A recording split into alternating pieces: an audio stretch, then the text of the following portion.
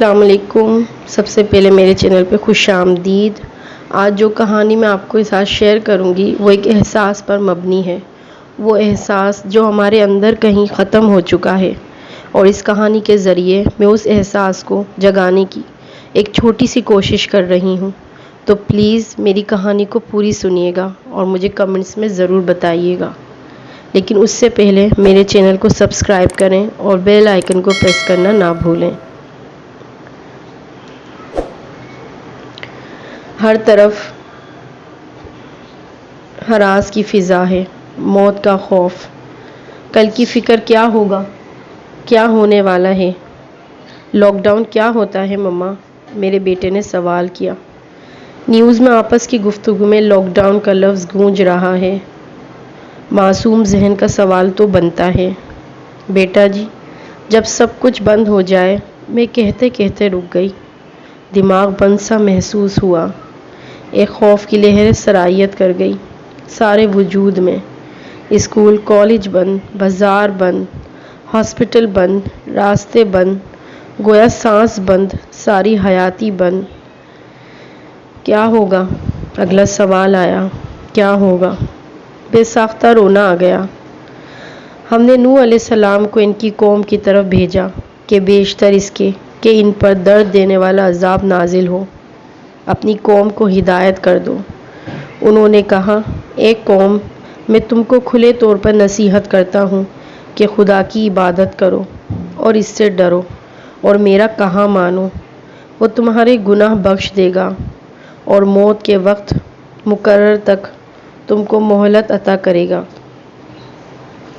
جب خدا کا مقرر کیا ہوا وقت آ جاتا ہے تو تاخیر نہیں ہوتی۔ کاش تم جانتے ہوتے۔ آیات ربانی سورہ نوح کی آیات کا ترجمہ ذہن میں گھومنے لگا۔ تو کیا مہلت عمل ختم ہونے لگی ہے؟ مما کیا کریں آپ بتائیں نا، سوال پر سوال۔ مجھے خود بھی سمجھنا ہے اور اسے بھی سمجھانا ہے۔ آؤ ایک کہانی سناتی ہوں۔ ایک تھا بادشاہ، ہارون رشید۔ کل بھی یہی کہانی تھی، آج بھی ہے اور آنے والے کل کی بھی۔ آؤ تم سب سنو اور سوچو۔ ہارون رشید کے دور میں ایک بار بہت بڑا قحط پڑ گیا۔ اس قحط کے اثرات سمرقند سے لے کر بغداد تک اور کوفے سے لے کر مراکش تک ظاہر ہونے لگے۔ ہارون رشید نے اس قحط سے نپٹنے کے لیے تمام تدبیر آزما لیں۔ اس نے غلے کے گودام کھول دیے، ٹیکس معاف کر دیے، پوری سلطنت میں سرکاری لنگر خانے قائم کر دیے اور تمام آمرا اور تاجروں کو متاثرین کی مدد کے لیے بلا لیا، لیکن اس کے باوجود عوام کے حالات ٹھیک نہ ہوئے۔ ایک رات ہارون رشید شدید ٹینشن میں تھا، اسے نیند نہیں آ رہی تھی۔ ٹینشن کے اس عالم میں اس نے اپنے وزیر اعظم یحییٰ بن خالد کو طلب کیا۔ یحییٰ بن خالد ہارون رشید کا استاد بھی تھا، اس نے بچپن سے بادشاہ کی تربیت کی تھی۔ ہارون رشید نے یحییٰ خالد سے کہا، استاد محترم، آپ مجھے کوئی ایسی کہانی، کوئی ایسی داستان سنائیں جسے سن کر مجھے قرار آ جائے۔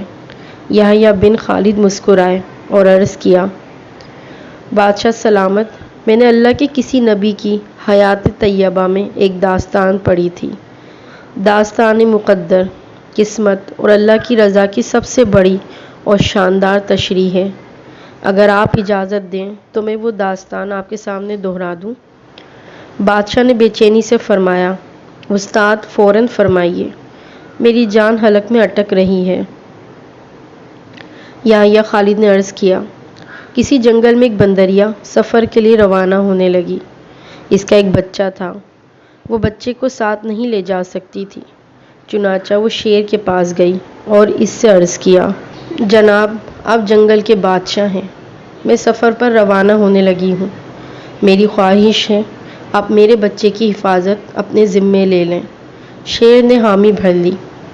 بندریا نے اپنا بچہ شیر کے حوالے کر دیا۔ شیر نے بچہ اپنے کاندھے پر بٹھا لیا۔ بندریا سفر پر روانہ ہو گئی۔ اب شیر روزانہ بندریا کے بچے کو کندھے پہ بٹھاتا اور جنگل میں اپنے روزمرہ کے کام کرتا رہتا۔ ایک دن وہ جنگل میں گھوم رہا تھا کہ اچانک آسمان سے ایک چیل نے ڈائی لگائی، شیر کے قریب پہنچی، بندریا کا بچہ اٹھایا اور آسمان میں گم ہو گئی۔ شیر جنگل میں بھاگا دوڑا لیکن وہ چیل کو نہ پکڑ سکا۔ یحییٰ خالد رکا، اس نے سانس لیا اور خلیفہ ہارون رشید سے عرض کیا، بادشاہ سلامت۔ چند دن بعد بندریا واپس آئی اور شیر سے اپنے بچے کا مطالبہ کر دیا۔ شیر نے شرمندگی سے جواب دیا، تمہارا بچہ تو چیل لے گئی ہے۔ بندریا کو غصہ آ گیا اور اس نے چلا کر کہا، تم کیسے بادشاہ ہو؟ تم ایک امانت کی حفاظت نہیں کر سکے؟ تم اس سارے جنگل کا نظام کیسے چلاؤ گے؟ شیر نے افسوس سے سر ہلایا اور بولا، میں زمین کا بادشاہ ہوں۔ اگر زمین سے کوئی آفت تمہارے بچے کی طرف بڑھتی تو میں اسے روک لیتا، لیکن یہ آفت آسمان سے اتری تھی اور آسمان کی آفتیں صرف اور صرف آسمان والا روک سکتا ہے۔ یہ کہانی سنانے کے بعد یحییٰ بن خالد نے ہارون رشید سے عرض کیا، بادشاہ سلامت، قحط کی آفت بھی اگر زمین سے نکلی ہوتی تو آپ اسے روک لیتے۔ یہ آسمان کا عذاب ہے، اسے صرف اللہ تعالیٰ روک سکتا ہے۔ چنانچہ آپ اسے رکوانے کے لیے بادشاہ نہ بنے، فقیر بنے، یہ آفت رک جائے گی۔ دنیا میں آفتیں دو قسم کی ہوتی ہیں، آسمانی مصیبتیں اور زمینی آفتیں۔ آسمانی آفت سے بچنے کے لیے اللہ تعالیٰ کا راضی ہونا ضروری ہوتا ہے، جبکہ زمینی آفت سے بچاؤ کے لیے انسانوں کا متحد ہونا، وسائل کا بھرپور استعمال اور حکمرانوں کا اخلاص درکار ہوتا ہے۔ یحییٰ بن خالد کا ہارون رشید کو کہا تھا، بادشاہ سلامت، آسمانی آفتیں اس وقت تک ختم نہیں ہوتی جب تک انسان اپنے رب کو راضی نہیں کر لیتا۔ آپ اس آفت کا مقابلہ بادشاہ بن کر نہیں کر سکیں گے، چنانچہ آپ فقیر بن جائیے، اللہ کے حضور گر جائیے، اس سے توبہ کیجیے، اس سے مدد مانگیے۔ دنیا کے تمام مسائل اور ان کے حل کے لیے درمیان صرف اتنا فاصلہ ہوتا ہے جتنا ماتھے اور جائے نماز میں ہوتا ہے، لیکن افسوس ہم اپنے مسائل کے حل کے لیے 7 سمندر پار تو جا سکتے ہیں، لیکن ماتھے اور جائے نماز کے درمیان موجود چند انچ کا فاصلہ طے نہیں کر سکتے۔